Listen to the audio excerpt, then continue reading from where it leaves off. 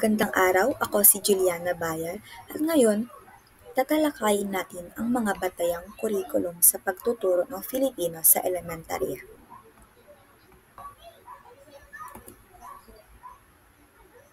Panimula.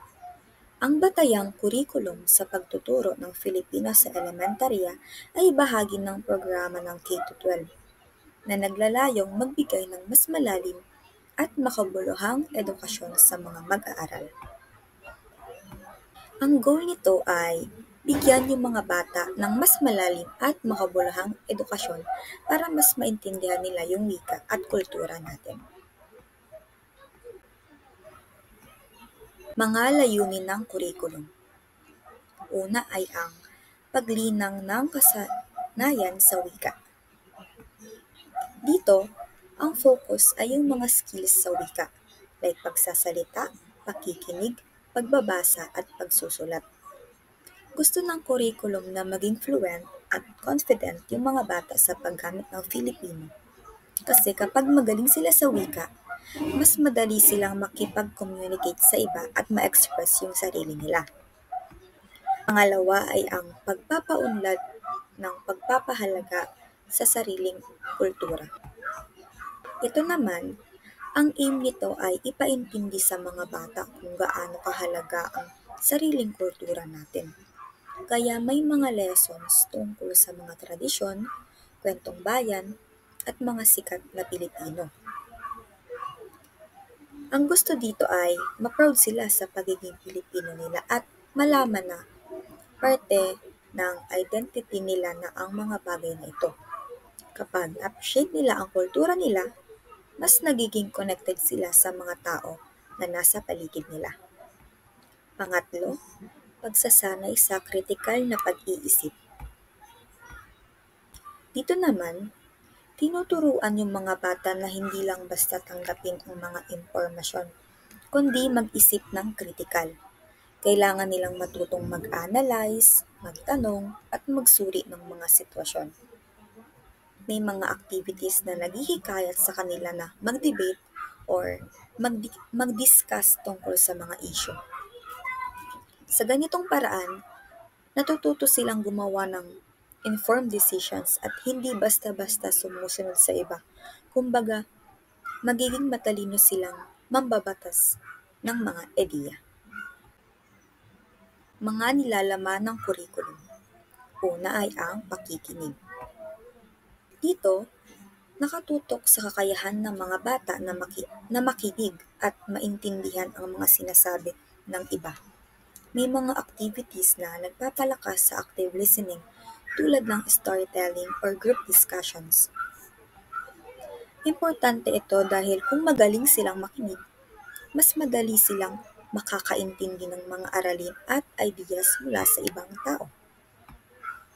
Pangalawa ay ang pagsasalita.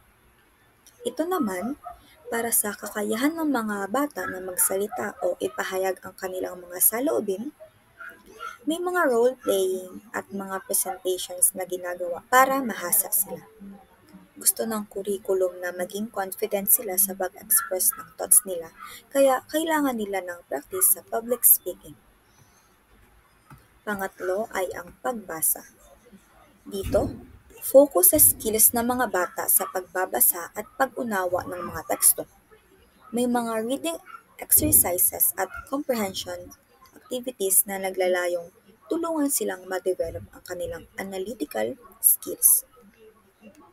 Kailangan din nilang matutuhan kung paano mahanap ang pangunahing ideya at detalye sa binabasa nila. Pang-apat, pagsusulat. Sa pagsusulat, nakatutok naman ito sa kakayahan nilang magsulat ng iba't ibang uri ng sulatin, tulad ng essays, letters, at reports. May mga guided writing activities para matulungan silang i-organize ang mga thoughts nila at ipahayag ito sa tamang pamaraan. Mahalaga naman ito kasi nagiging creative at critical thinker sila habang nag-aaral.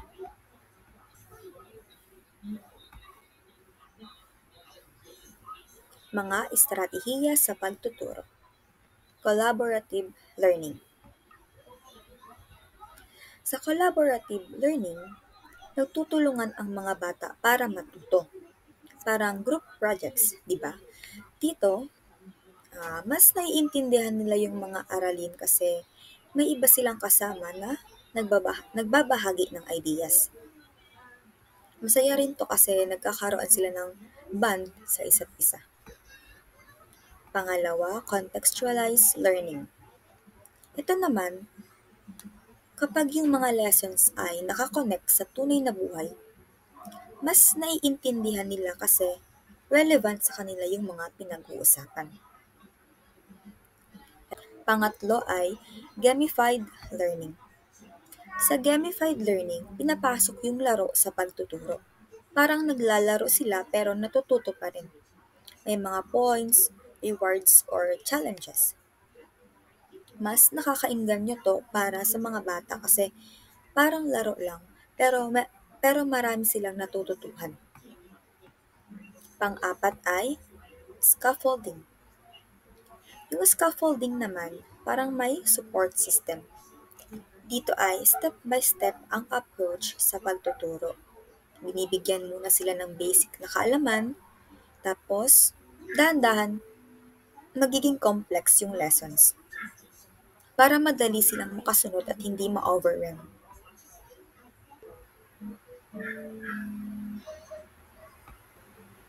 Pagtataya at pagsusuri. Paggamit ng iba't ibang uri ng pagtataya. Dito sa pagtataya, hindi lang isang paraan ang ginagamit. Iba-iba. May quizzes, projects, at performance tasks. Mas nakikita natin yung strengths at weaknesses ng mga bata. Depende sa kung anong style ng learning nila. Kaya mas fair at mas accurate yung assessment. Pangalawa ay regular na pagsusuri sa kanilang kasanayan. Importante rin yung regular na pagsusuri sa skills nila. Ibig sabihin, hindi lang isang beses natin tinitest sila. Kailangan natin i-monitor kung paano sila umuusad para malaman natin kung anong areas ang kailangan pa ng improvement at kung saan sila magaling.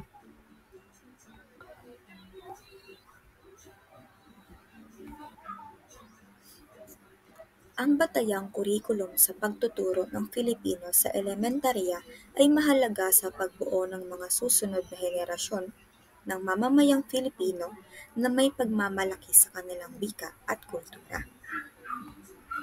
Ang batayang kurikulum sa pagtuturo ng Filipino sa elementarya ay sobrang mahalaga. Dito, natututo ang mga bata hindi lang sa wika, kundi pati na rin sa kultura at pagkakakilanlan nila bilang mga Pilipino. Sa pamamagitan ng kurikulum na to, naihuhubog ang mga susunod na henerasyon na may pagmamalaki sa kanilang sariling wika at tradisyon.